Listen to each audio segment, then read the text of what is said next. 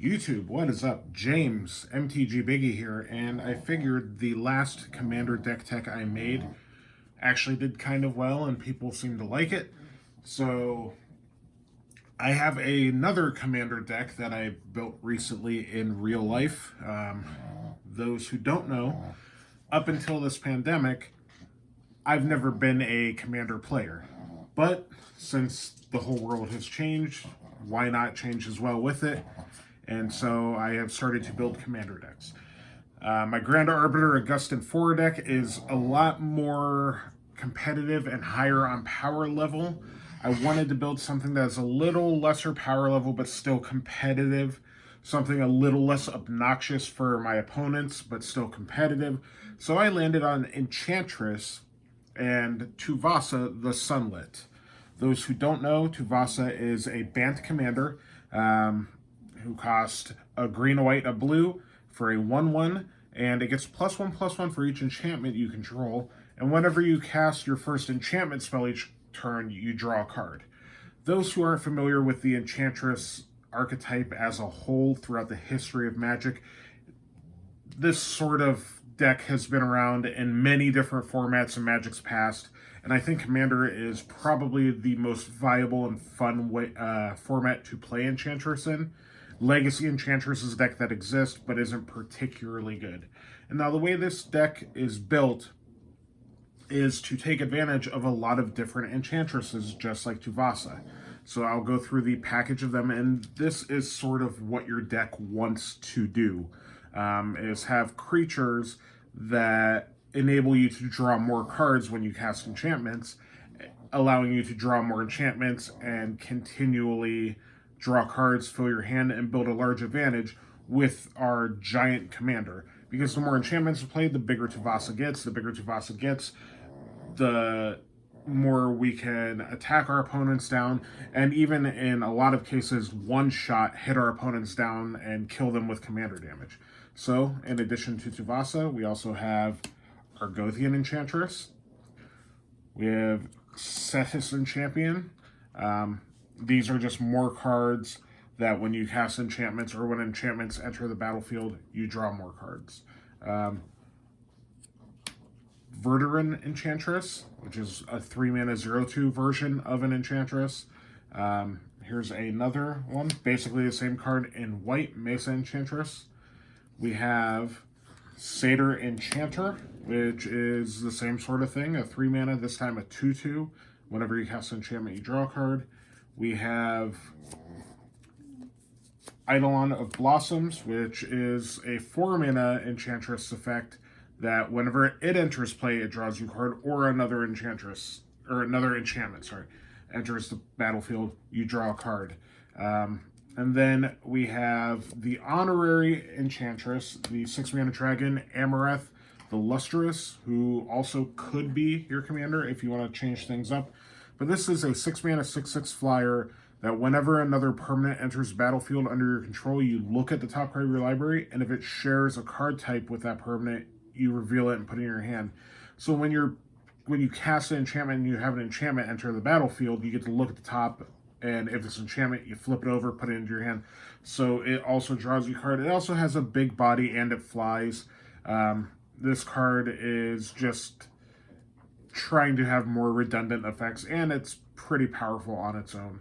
And then we have the one non-creature Enchantress effect, which is Enchantress's Presence, which is a 3-mana enchantment itself, so it will trigger all of your other Enchantresses and allow you to draw a card whenever you cast an enchantment. So the goal is to have as many of these in play as possible and to cast enchantments with Tuvasa in play and grow Tuvasa very big and win the game that way. In order to cast all of our enchantments on curve or ahead of curve, which is the goal, we have some ramp. So I'll go through the ramp now. And this deck doesn't want to play ramp like Sol Ring and Artifact ramp, Mana Crypt and stuff like that, because like a turn 1 Sol Ring doesn't do much to cast our commander. It doesn't do a lot to cast a lot of our spells. I mean, we could play Sol Ring and play some stuff early, but it doesn't synergize with our deck the way we want it to.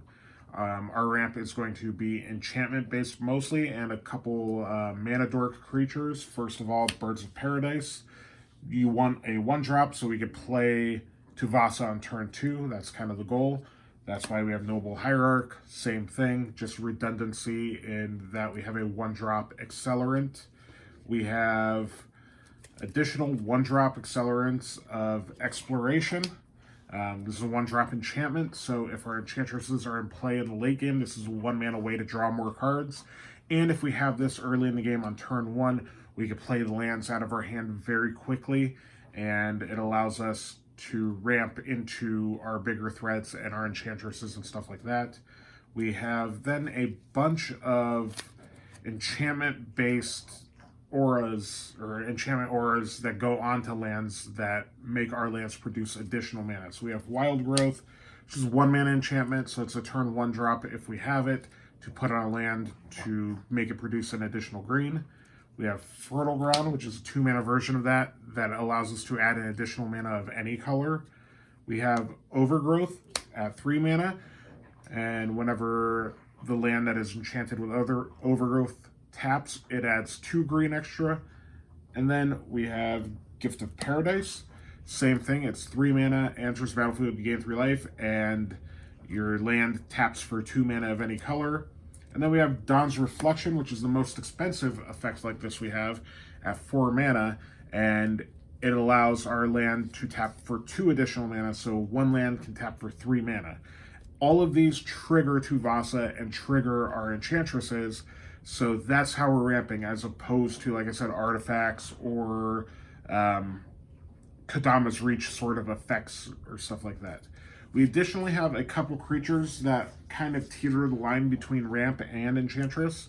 They reduce the cost of our enchantments we cast, which allows us to cast more cards per turn and stuff like that. We have Herald of the Pantheon, which is 2 mana, 2/2, that makes our enchantments cost 1 less, and then whenever we cast enchantment, we gain 1 life. The life gain, not very relevant most of the time.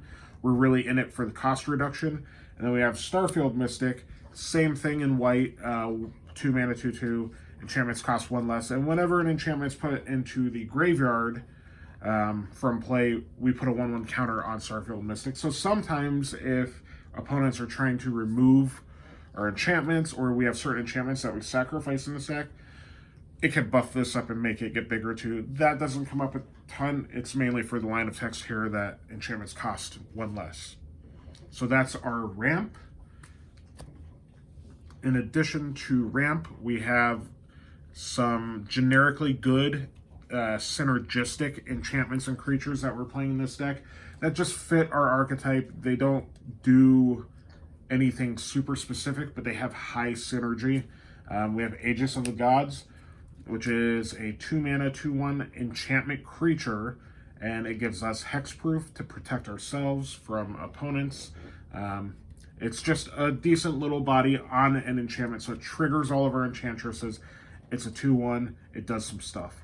We have Destiny Spinner, which is very, very good. It makes our enchantments and creatures uncounterable.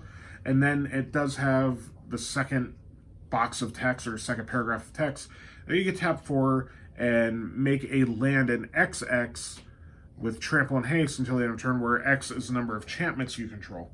So it makes your own Tuvasa. If somebody kills your commander, this is an additional sort of threat that we could have in play, where if we have the mana to throw around with all of our ramp spells that we've cast, we could turn a land into a creature and smash that way.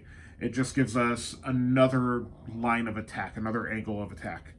We have Courser of Crufix, which isn't really a ramp spell, so I didn't include it with ramp, but it's just a very high synergy, good magic card. It's 3 mana, 2/4 enchantment creature that allows us to play lands off the top of our deck. We have to play with the top card of our deck showing, and we can pull lands off the top into play, and then whenever a land enters the battlefield under our control, we gain 1 life. Very good at fixing your mana and also clearing lands off the top of your deck for your enchantment triggers to draw more cards, so you're not just continually drawing lands all the time. If you have Exploration in play plus Courser, you can play multiple lands off the top of your deck every turn. It's very, very good. We have Yevamaya Enchantress, which is technically an Enchantress, but she's the one that doesn't draw us cards. She's a 3-mana 2/2 that has Tuvasa's ability to get bigger for each enchantment on the battlefield. So we have a couple redundant effects so we can win the game without our commander. Ideally, Tuvasa is the way we're going to win, but we have other things that get big when we have enchantments in play aside from Tuvasa.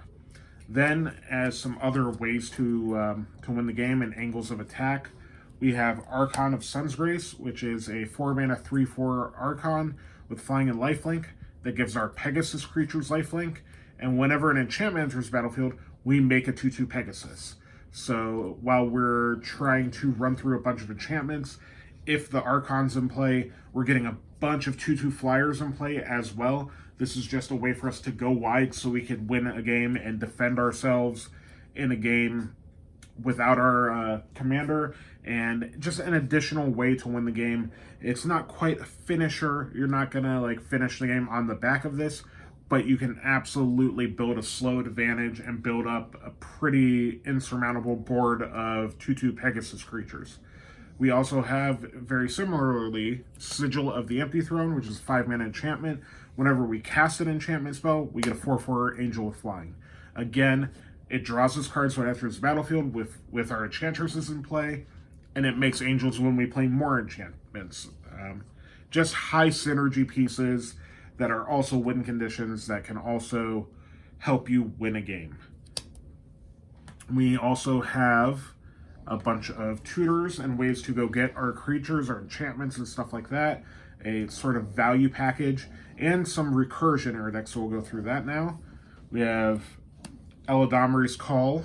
It's a 2-mana tutor that lets us search for a creature card. So this lets us go pick up one of our other enchantresses to continue the chain of casting enchantments, drawing cards. It's instant speed, which is pretty good and important in our deck because we're tapping most of our mana on our turn, but every now and then we just have an awkward amount of mana that goes unspent, so we could cast this on an end step, go scoop up a creature. A lot of times it's going to be Eidolon of Blossoms or one of the other enchantresses, and a couple times it's going to go pick up a finisher of ours, which I'll get to after this. We have Idyllic Tutor, which is a sorcery speed 3-mana. It's the worst version of Enlightened Tutor, but this puts the enchantment directly into our hand. We have Krufix's Insight, which isn't a tutor, but it is an enabler. It's 3-mana for sorcery. We look at or reveal the top 6 cards, and we can put 3 enchantments into our hand and the rest in our graveyard. So this just refills our hand and lets us keep the chain going. We have Starfield of Nyx, which is an enchantment itself, so it triggers on our enchantresses. And at the beginning of our upkeep, we can return an enchantment card from a graveyard to the battlefield. So it's very important recursion to fight against removal spells and stuff like that. It also, if we have 5 or more enchantments, which we do because we're an Enchantress deck most of the time, every other non-aura we have is a creature with power and toughness equal to its mana cost. So this turns all of our enchantments into creatures that we can also beat with. We additionally have Eternal Witness as a way to recur important enchantments out of the graveyard. We have Wargate. It is Bant and X to search our library for a permanent with converted mana cost X or less. This allows us to go get our finishers. This allows us to get additional enchantresses, anything like that. It's just a very versatile X spell to allow us to tutor up something that we need. And then we have Open the Vaults as the big over-the-top kind of get ourselves back into a game if we have had a sweeper or something kill of all of our enchantments, or just through the attrition of the game lost some enchantments that are important. Open the Vaults allows us to just windmill slam all of our enchantments in the graveyard onto the battlefield. Very good, very effective. We then have some ways to protect our commander and some removal, so we'll go through that now. As far as protection goes, when I built this deck, I know it has blue in it.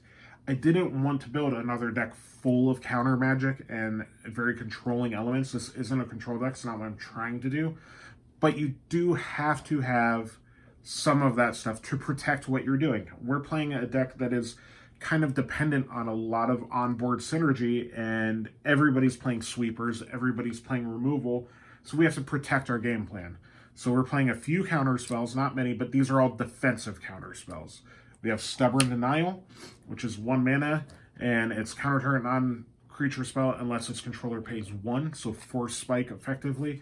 But Ferocious, if we have a creature with power 4 or greater, counter that spell, period. No clause, it's a hard counter. And Tuvasa, most of the time, should be bigger than a 4/4. So we should have Ferocious on pretty easy most of the time that this is going to be relevant. So it's a very good inclusion and very good for our deck with our synergies. And for that reasons, I think it's important to have in the deck. We have Dovin's Veto, which again is the epitome of a defensive counterspell, where we want to be able to counter a Wrath of God or an Austere command or a removal spell on our Tuvasa or our other Enchantresses. And this spell not being able to be countered is very, very good and very important for us. It allows us to protect our commander and continue our game plan. And then we have Fierce Guardianship because, again, a free counter spell that allows us to continue what we're doing and protect ourselves. Very relevant, very good. We have a lot of removal. Some of it is based on enchantments, and some of it is at instant speed. We have the classics. We're playing white, so we have Path to Exile and Swords to Plowshares. 1 mana removal, the most efficient removal in the game. We have some enchantment removal. Seal of Cleansing, enchantment / artifact removal, and Seal of Primordium, which are the same cards. 1 is green, 1 is white. It's an enchantment. It triggers our Enchantresses to draw us cards, and sacrificing it destroys an artifact or enchantment, which is very important because if our opponents are gaining a huge advantage off of their artifacts, like Soul Ring and stuff, we should be able to take care of those. And there's a lot of stuff in Commander that you want to kill that's an artifact or enchantment. It's good to be able to remove it. We have Song of the Dryads, which is a very annoying piece of removal in Commander because you put this on somebody's commander, it doesn't put it back to the command zone. It doesn't kill it. Their commander has to stay in place, so they can't just recast it. It makes it a forest.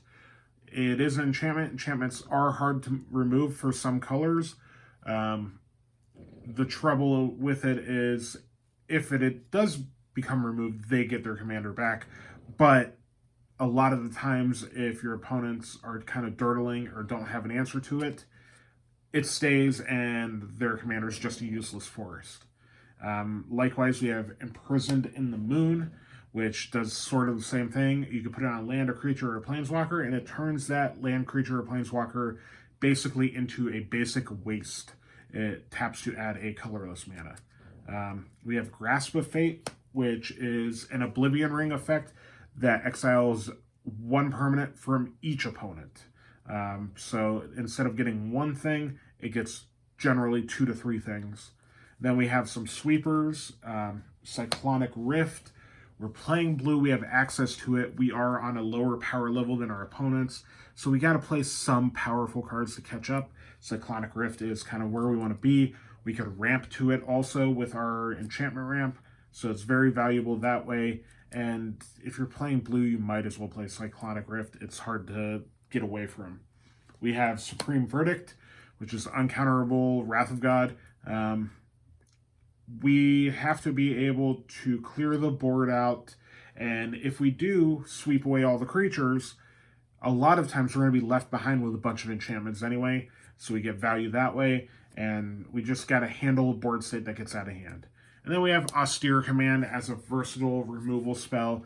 Very rarely are we going to destroy all enchantments. Most of the time it's going to be destroy the bigger creatures and maybe all artifacts, but it comes up, you never know. It's versatile, it's modal. I like modal spells, so that's why we're on Austere Command. And at 6 mana, it is expensive, but we do ramp pretty well. And then we have just some value enchantments. They have synergy, they help us, they kind of protect us a bit, things like that. We have Sylvan Library. It's an incredible, one of the best enchantments ever printed in the game. It allows us to filter our draw spells or draw steps, and draw additional cards in Commander. Paying 4 life isn't that bad at all. So it's very powerful, and again, we're on a lower power level, but we still can play some powerful cards, and this is one of them. We have Sterling Grove, which crosses the line between a protection spell and a tutor. It's an enchantment that triggers our Enchantresses, of course, and all of our other enchantments have Shroud, and we could pay 1, sacrifice it to tutor for an enchantment card, and put it on top of our library. So it has a tutor built into a protection spell. It triggers Enchantresses. It does everything our deck kind of wants to do. We have Estrid's Invocation, which is a 3 mana enchantment that you can have enter as a copy of any other enchantment that you control. And then on your upkeep, you could flicker it and change targets. So you can copy something you want more value off of. You could copy, if you really wanted to, one of your like Oblivion Ring effects. You could copy other enchantment creatures. You could have like 2 Eidolon Blossoms in play for a turn or 2, and then you could switch it off to something else. I use it a lot to copy the mana ramp spells. This basically is a second copy of every enchantment in our deck. It's very good, very powerful, very versatile, and it is definitely an auto include in this deck. We have Karmic Justice, which is a protection enchantment for us. Whenever a spell or ability an opponent controls destroys a non-creature permanent you control, you get to destroy a permanent that opponent controls. So you can destroy lands, you can destroy permanents, you can destroy planeswalkers, any permanent there. So if somebody targets your enchantments with removal, you get to remove theirs. So this is sort of a come at me bro sort of spell, sort of enchantment to protect your stuff. And then to protect ourselves from dying and make it harder to attack ourselves, or to attack us for our opponents, we have Ghostly Prison as an enchantment, triggers our stuff, makes it hard to attack us, and Sphere of Safety, which makes it really, really difficult to attack us, where our opponents have to pay X for every creature that attacks, where X is the number of enchantments we control. I've had this in play where it would cost 7 or 8 or 9 mana for our opponents to attack with each creature. So it just makes you unattackable a lot of the time, which is very good and very effective. We then have ways to make Tuvasa very, very big. In addition to its own ability, getting +1/+1 for each enchantment, we have a bunch of different effects on auras that help to make it even bigger. There are builds of this deck that you could do a lot of these effects, where you're basically sort of a Bogles type deck where you're just trying to Voltron this thing up really quickly and dump a lot of auras on it. I didn't want to go heavy aura because that's a good way to lose value to removal spells, but I do still, concede that there's a lot of good auras. First of all, Ethereal Armor. It just gets +1/+1 for every enchantment we have, and First Strike, so it doubles its own ability. This plus Tuvasa's ability, it's +2/+2 for every other enchantment we have. Pretty good. Same thing with All That Glitters. It's essentially Ethereal Armor for 1 extra mana, so it's a redundant effect. We have Ancestral Mask, which is 3 mana, but it's +2/+2 for every other enchantment. So that makes Tuvasa very, very big. And we could suit up our other creatures with this too. I've had an Ancestral Mask on a Courser of Kruphix before. It's not ideal, it's not what your plan A is, but it's absolutely doable, and it is something that you can get away with doing and get a lot of value out of. And then additionally to those, we have 1 Bestow enchantment creature, Kestia the Cultivator, which is a 4 mana enchantment legend. It's 4/4, and it has Bestow for 6. Enchanted creature gets +4/+4, and whenever an enchanted creature or enchantment creature you control attacks, draw a card. So this just allows us to continue our draw engine. It makes Tuvasa much bigger if we put it on Tuvasa. And the good thing is, if it's bestowed on a creature and that creature gets killed, it just falls off and becomes its own 4/4 and still has its abilities. Now we have a couple Planeswalkers for some synergistic value. We have Estrid the Mast, which is a 4 mana Planeswalker with 3 loyalty starting. You +2 and then tap each enchanted permanent you control. So when we have all of our enchantments on our lands, making them produce additional mana, this ramps us quite a bit. Its -1 is very important. It creates an aura that basically gives any creature you want totem armor. And then its -7 is put the top 7 library cards of our library, into our graveyard, and then we can return all auras and non-auras onto the battlefield. This isn't going to come up a lot. The most value is in the +2 to ramp more and to protect Tuvasa, so it does synergize well with what we're doing. And then we have a new addition, Nico Aris, from Kaldheim. This is a Planeswalker 3 loyalty for X, a white, and 2 blue. When it enters battlefield, you create X shard tokens. A shard is essentially a clue, but it's an enchantment, and it allows you to scry as well. So it's 2 mana, sacrifice it, scry, and draw a card. And those are all enchantments, so they trigger some of our Enchantress stuff. They trigger like Eidolon of Blossoms. So when they enter the battlefield, if you have an Eidolon in play, you draw cards for each of them.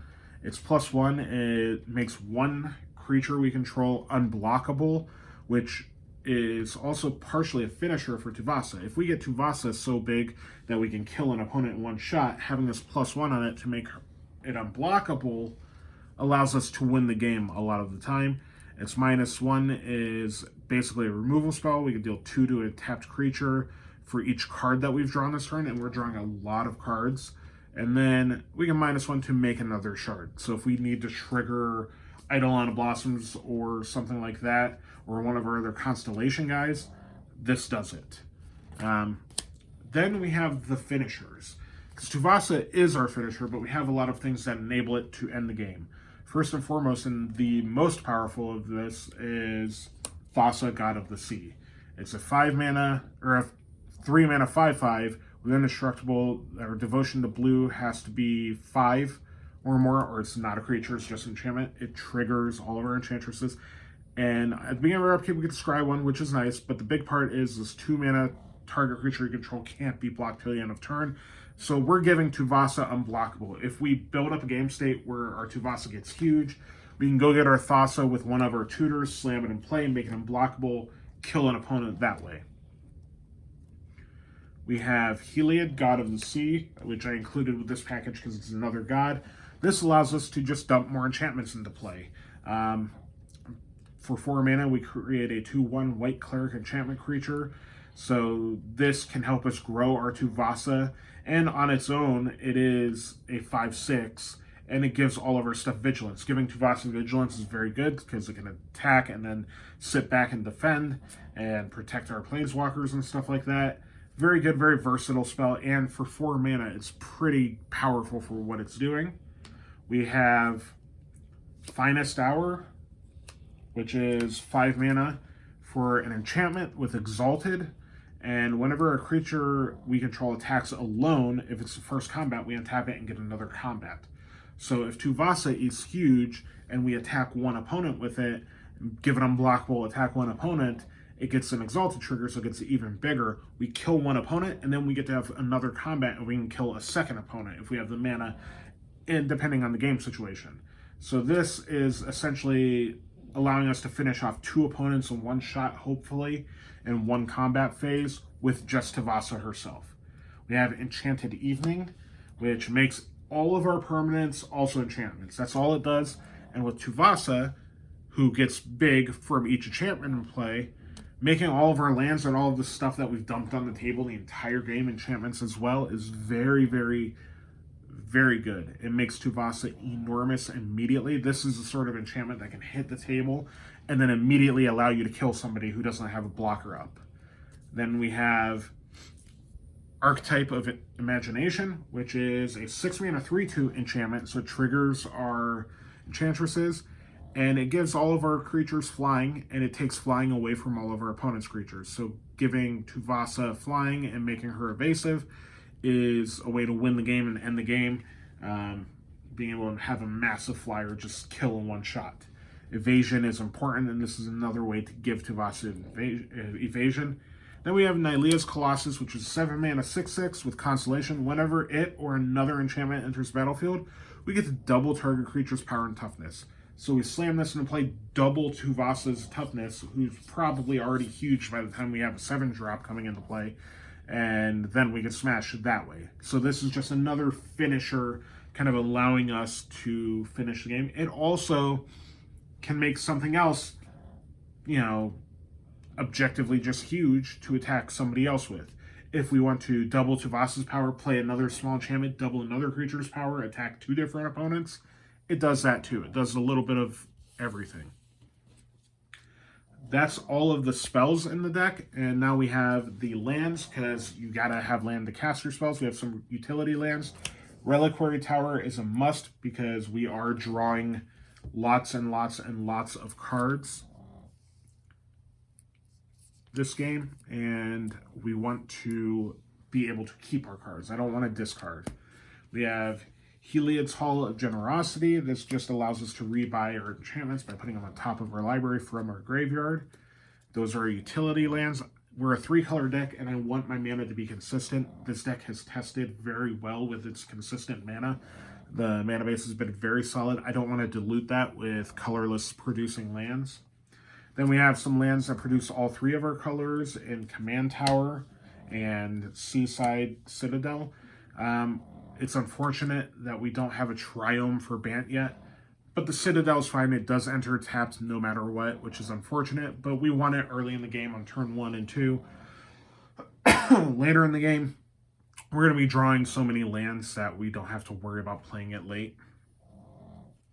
Then we have fetch lands. We have a Misty Rainforest, a Windswept Heath, and a Flooded Strand. So all 3 of our on-color fetch lands.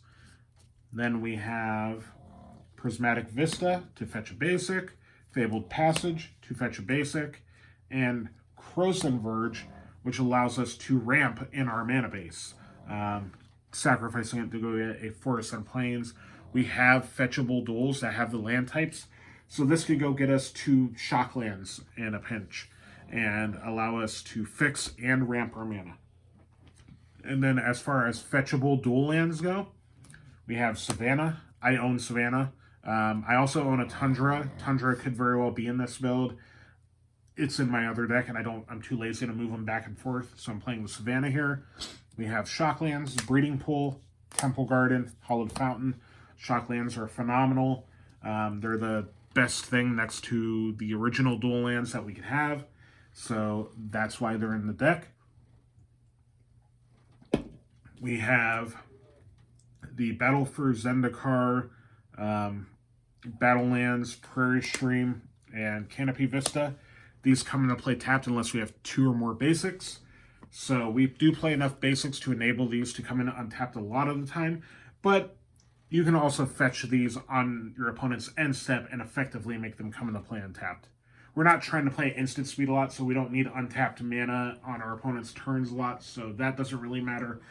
They're just good fixing, they're fetchable, they're worth playing. I wanted these over the cycling lands because they can come into play untapped. Then we have a bunch of non-fetchable mana-fixing dual lands. We have the Pain Lands, Brushland, and Yavimaya Coast. Pain Lands are very good. They always come in untapped. They fix your colors. Taking 1 damage, not a big deal in Commander. We have the Filter Lands, Flooded Grove, and Wooded Bastion. These are also very good. We don't have too many double color mana requirements, but there are some. These help with that, and they're just very good for fixing. Then we have the Commander opponent-based lands, Sea of Clouds, Bountiful Promenade, and I honestly forget the name of the blue-green one because it's in Japanese, but these are the dual lands that come into play untapped if we have 2 or more opponents. Incredible in Commander. They're made for Commander. These are the best unfetchable dual lands that we can have in a multiplayer game. Then we have Waterlogged Grove, which is a canopy land. Fixes our mana and allows us to cycle it to draw a card, basically. Sacrifice it to draw a card if we don't need the mana. We have the Sunportal Grove, which just checks to see if we have a Forest or Plains to come in and untapped. It makes green-white. And then we have all 3 of the pathways that are on color for us. So we have Bark Channel Pathway, which is a green-blue pathway. We have Branch Loft Pathway, which is the green-white. And then we have Hendrigate Pathway, which is the white-blue pathway. And then we're left with basics. We have 5 basic forest. We have 3 basic plains. And we have 1 basic island. Blue is our least needed color. We don't have a ton of blue spells, so we wanted one blue land that we could fetch with our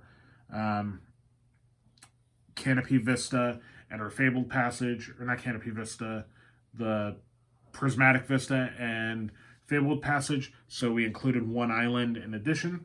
But that is the deck. Tuvasa The Sunlit is a very fun commander. I have a lot of fun with these synergistic kind of build value onward decks, and having the ability to do that and to generate a ton of value and play a game that commits more to the board is really, really good and really, really fun. And I love the deck to death.